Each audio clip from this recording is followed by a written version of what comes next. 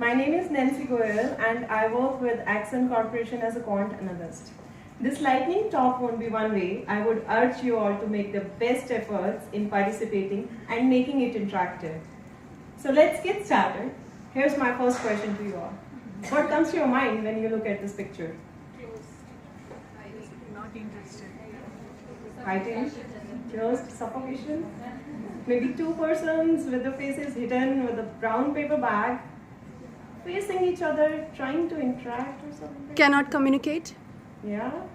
So, for a wild guess, this paper presentation is about people who are shy and reticent enough in communicating and interacting their thoughts. It's about introverted people and networking strategies. With this, I would like to introduce the topic of paper presentation and introverts' advice to networking. At the end of the session, the participants should be able to understand the benefits of networking, learn the myths prevalent about networking, and learn how to build and develop a strong network for their career growth. Here's another question. What is networking? I have a picture to help you from your thoughts. Connecting with people? What else? Sharing a knowledge or sharing thoughts? Yeah. Collaborate. Okay, I'm really glad that we understand what is networking. So this is the dictionary definition of networking. It's about interaction, it's about connecting with people, yes. To add on to it, on the basis of mode of interaction, networking can be classified into two categories. One is remote networking, another is face-to-face networking. Remote networking is when you connect through phone calls, SMS, or various other apps available on internet. However, face-to-face networking is when you connect face-to-face with people present around you. Now the question arises, why do we need networking? As per Francis Pretorius from Succeed Group, we have several benefits of networking. Building opportunities. Networking opens several doors for you and results in a plethora of opportunities. Right advice. Having like-minded business people to connect with not only gives you an opportunity to connect for business-related advice, but also for personal interests like how to manage your work-life balance. Business growth. Networking helps you in business growth in a chain reaction format.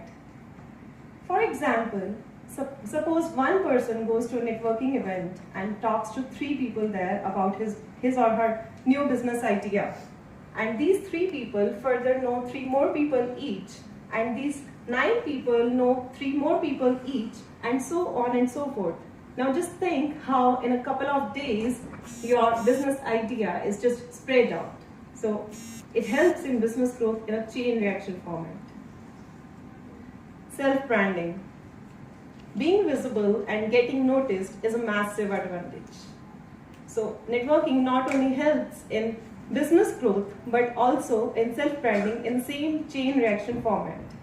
Last but not the least, true friendship. You end up gaining like-minded and good friends, which you would have missed otherwise. In today's world, on one hand, internet has made our lives easier by bringing everything on our fingertips. Through smartphones, of course. But on the other hand, it has also increased the necessity of being connected to others, especially face-to-face. As per statistics shared by Richard Branson from Virgin Airlines on a magazine named Face Squared, Numbers Behind Networking, 85% of the jobs are filled through networking. 1 in 4 don't network at all. Only 11% of the LinkedIn users have more than 100 contacts. That's very strange to know.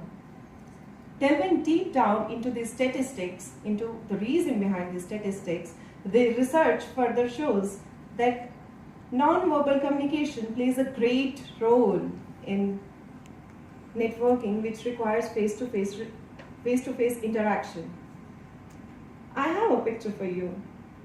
Just take a look at this picture and tell me what can you figure out about these people.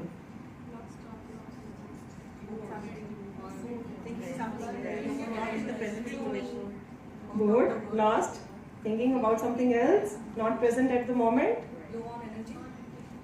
No more energy. Not communicating. How can we understand so much about these people without them speaking a single word? Yes, that's Body very language. right. It's their facial expressions, body gestures, body language. Yes, that's very true.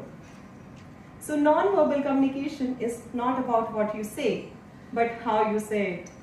It's a beautiful amalgamation of 3 different components: actual words, facial expressions, and inflection. Now for a wild guess, can you just try to figure out what would be the percentage composition of actual words in this amalgamation? 20? 30? 10%. That's pretty close. That's very right. It's surprising that it's just 7%. Where facial expressions take 38% and inflections take 55%. So nothing is more effective than in-person interactions. Now we understand. Sorry. Could you define inflection? What? Inflection means the connotation of word, how you're using, and the context of your actual words. So that matters the most. Okay, in the words of Matt Youngquist, the president of Career Horizons, at least 70, if not 80% of the jobs are not published, yet 70 to 80% of people spend their time on internet versus getting out there talking to employers. That's peculiar. So, we have already understood the benefits of networking, but still we are not making full use of it. If we understand the reason behind this, it's the myths prevalent about networking. These myths are the reason why we are not making full use of it. I would like to help you understand those myths and how these myths are inaccurate. It's all about what you can do for me. If you think a networking strategy is best if you go for the top level people in your industry and bombard them with requests, then probably you're being a pain to yourself as well as to them. Networking is not about what you can do for me. It's equally about what I can do for them. Networking needs to be organic. Wrong. Like any other business tool, at the end of the day, networking is a business tool. So it should be properly planned and strategically executed. So it's not enough to hand out a bunch of business cards or just go for any networking event just like that. You need to plan who would you like to meet and what would you like to learn from them. Personal socialization and business networking. These are 2 different practices, and this is the key differentiator. Networking is slimy or a waste of time. It's not a waste of time. We have already understood the benefits of networking. It's slimy, wrong. If you think networking is dirty, then probably you're doing it wrong. Remember, as I mentioned it earlier, it's not about what you can do for me. It's equally about how can I help people. Your connections will always be around. This is one of the deadliest misconceptions of networking. Once you have made your connections, they are not going to stick forever. You need to remind them again and again. So it's not, again, enough to hand out a bunch of business cards or follow someone on Twitter or connect with someone on LinkedIn. Your connections are your relations, and relationships need to be fostered. This is my personal favorite. Extroverts make the best networkers. Do we all believe in this? Yes. May I have hands of those, and may I ask you to raise your hands if you believe this is true? Wow. Right? A lot of people believe this is true. Let's try to first understand why do we believe this is true. Extroverts are talkative, action-oriented, enthusiastic, and they make a lot of friends. These are quite a few qualities of networking. True. But this myth can only be true if being a pro networker is equivalent to being the most popular person in the room. Do we know we require some other qualities for networking as well? And these qualities are great focus, great observation skills, good listening skills, and self-sufficiency. These, my dear friends, are the key qualities of introverted people.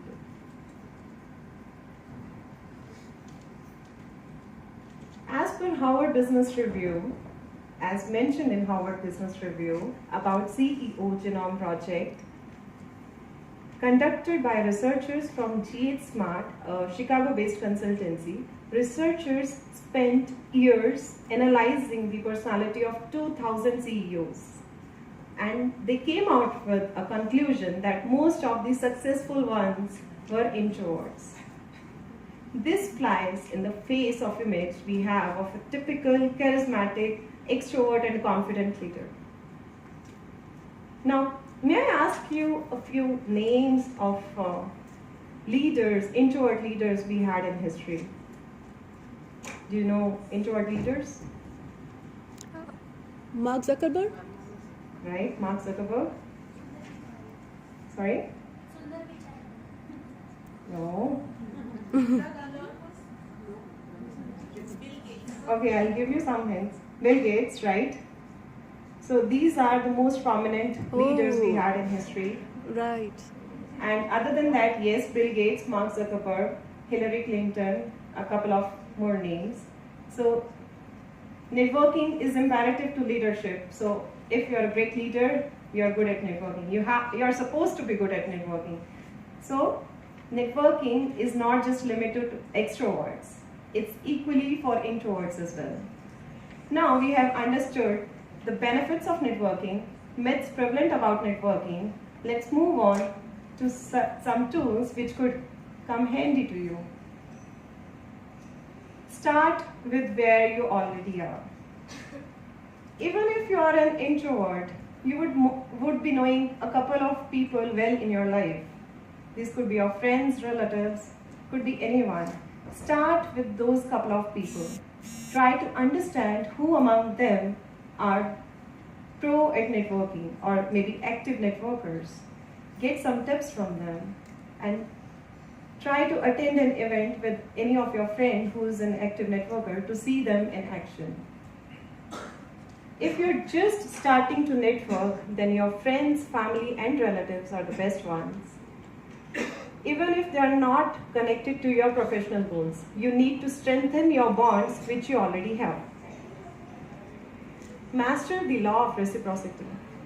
This is one of the strongest ways to build a robust network. By mastering the law of reciprocity. Remember, I mentioned it twice. Networking is not about what you can do for me. It's about how can I help in the best possible way. Maybe helping someone can make them take a chance on helping you. And it does, trust me. Keeping a loose touch. Contrary to the myth that your connections will always be around, keeping a loose touch is very important to foster your relations. By keeping a loose touch, you can keep up with the diaspora of friends. Sharing a couple of tidbits on Twitter or connecting with people on LinkedIn and sharing some private messages or Facebook or WhatsApp or whatever messaging platform. The point here is while you send some regular messages, maybe once in a month, week, you can decide the frequency. When you send these regular messages, it puts you into other person's consciousness for a couple of minutes. And that serves as a connective tissue. So it's more important to understand what services you use and what services your friends use. Just use those services. Smart use of social media. Social media is one of the best tools for introverts for networking. It allows you to control your environment. Also, it gives you ample time to respond to any request that comes in. Even if you're not comfortable with the other person's request or something, you can simply leave quietly. You can also find like-minded people on social media. Last but not least, use your passion. Personal interest helps you make more connections than your professional ones. Common area of interest helps in breaking the ice during any conversation. So, use your personal interest and passion to connect with people. Remember, networking comes handy, but it takes time and effort to build and develop a strong network. Here are a couple of advice for introverts to enjoy networking events. Set reasonable goals. Unlike extroverts, you don't need to meet everyone in the room. Just talk to 2 or 3 people in a networking event, and that will help you enough to make connections. Hang out near the food. At least this will give you something to start a conversation with. Prepare. Before going to any networking event, you can prepare in your mind how would you start a conversation with. Maybe certain questions like, what are you passionate about? How did you start your career with? Are you here for the first time? Is this your first conference? So you can prepare these questions and get started. Arrive on time. If you arrive late for any event, then it becomes difficult to get up with the energy of the room. So arriving on time actually helps you in keeping up with the energy as the event goes by in full swing. This one is more important. Don't be afraid to leave early. Most of us think that it's important to stay until the end of the event, but it's not actually very important. If you feel your energy is already draining, unlike extroverts find it really energetic to talk to people and networking with other people, but introverts find it draining. So if you think your energy is already draining, you can make a graceful exit before turning into Mr. Hyde or some boogaboo. Find a conference buddy. If you think a networking event is intimidating for you, it's not important for you to go alone. Just find a conference buddy with whom you're more comfortable and attend that event with that person. That will make large events less intimidating. I would like to rest my presentation with the words of Adam Small. Networking is the single most powerful marketing tactic for sustaining for any individual or organization. Now it's on us how we make full use of it. Thank you.